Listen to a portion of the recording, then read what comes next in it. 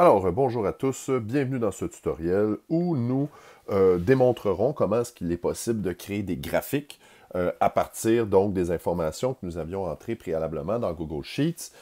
Évidemment, tout ça dans le cadre de notre projet sur l'achat d'une maison et d'une voiture.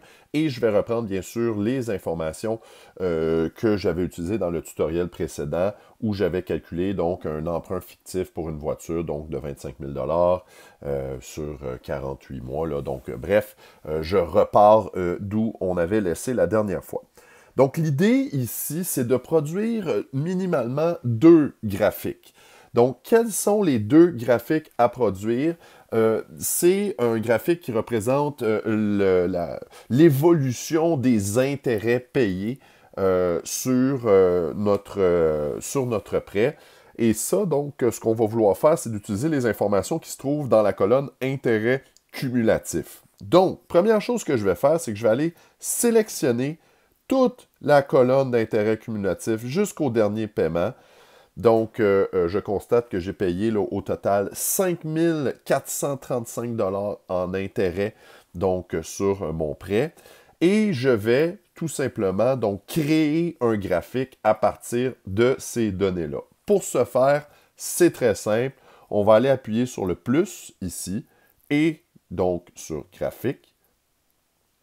Et donc, ça nous donne là le petit menu suivant.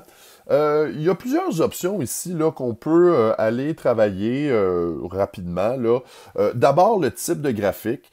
Écoutez, je ne vous mets pas de contraintes quant au type de graphique que vous voulez utiliser. L'important, c'est que ça démontre bien l'évolution donc des intérêts.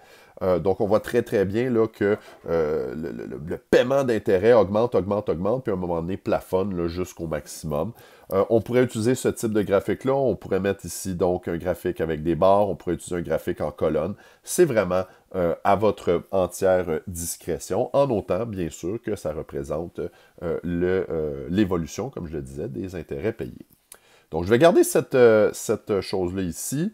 Ensuite, ce qui est bien important, c'est d'ajuster, bien sûr, les titres.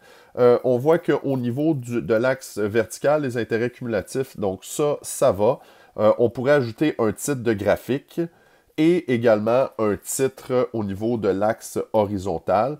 Pour ce qui est du titre de graphique, tiens, je vais utiliser ici le titre « Évolution des intérêts payés ». Donc, pour voir comment est-ce que nos intérêts qu'on a payés sur notre prêt, évoluent là, dans le temps. Donc, voilà.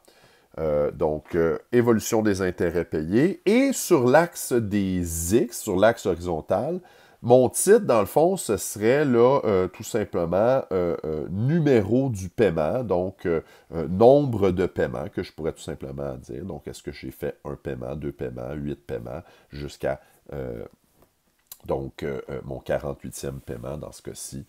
Et donc, on voit l'évolution du graphique. Donc, on voit l'évolution des intérêts payés comme ça. Donc, lorsque je suis satisfait de l'apparence de mon graphique, j'appuie sur le petit crochet ici qui va tout simplement insérer mon graphique. Là, ça va peut-être le positionner à un endroit étrange. Là. Il va falloir le trouver, ce graphique-là. Donc, vous voyez, là, ça cache une partie de mes résultats. Donc, ce que je vais faire, c'est que je vais tout simplement le déplacer pour le placer à côté de mes colonnes de résultats ici. Donc, comme ça, j'aurai un premier graphique ici. Ce que je vais vous demander de faire, au minimum, c'est d'en ajouter un deuxième qui représente donc la colonne du capital cumulatif. Je ne vais pas refaire exactement la même démarche que j'ai fait donc il y a quelques instants. Je vais vous laisser le soin de le compléter. Donc, ça va être de suivre exactement les mêmes étapes que j'ai fait pour les intérêts cumulatifs, mais cette fois-ci pour le capital, pour voir dans le fond comment le remboursement de mon capital évolue dans le temps. Si par ailleurs vous voulez ajouter d'autres graphiques que ces deux-là, qui sont les deux graphiques de base, ben, je vous invite bien sûr à en ajouter là, autant que vous voulez. L'idée, là, c'est de montrer, dans le fond, l'évolution des montants, donc au fur et à mesure que les paiements se succèdent. Mais au minimum, je le répète, donc je devrais avoir un graphique qui représente les intérêts cumulatifs et un autre qui représente le capital cumulatif. Donc sur ce, je vous souhaite un excellent travail.